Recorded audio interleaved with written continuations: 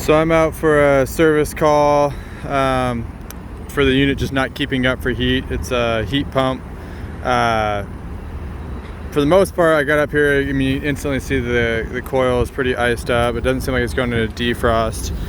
I could see I had a fault code on here. It's been flashing red, and then I kind of was just going through the readouts of what these temperatures.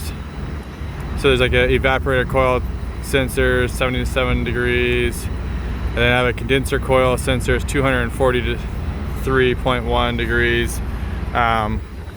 So I can kind of tell right there, my condensing coil sensor clearly should be reading probably pretty cold, means it's covered in ice. So I can tell that condenser coil sensor is not operating correctly.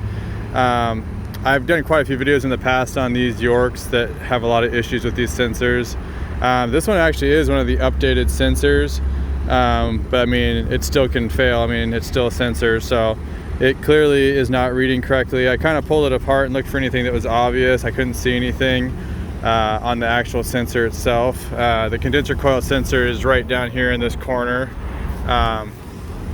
So after seeing that, I'm definitely gonna be probably writing it up for that condenser coil sensor. I can see this one was replaced by someone back in a couple of years ago, basically. It's been running issue free for a couple of years as far as I know. I haven't heard of anything or had any service calls on this unit since then. But yeah, you can definitely see here that the coil is completely iced up. So I'll be putting in a new condenser coil sensor, and in some of those videos I've seen in the past, basically I run and make the connection over here with the longer lead sensors. So I'll be doing the same thing on this guy as well, and that should take care of this issue and let it start going to defrost to melt off the frost and the ice. I'm trying to think of anything else. I mean, the filters, all that kind of stuff, everything else is looking like it's pretty good. It's just obviously icing up.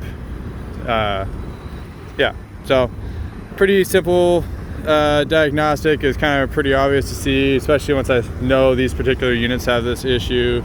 As soon as I saw it, I kind of knew exactly what it was going to be. But yeah, if you liked the video, give it a thumbs up. If you haven't already, please subscribe, and thank you for watching.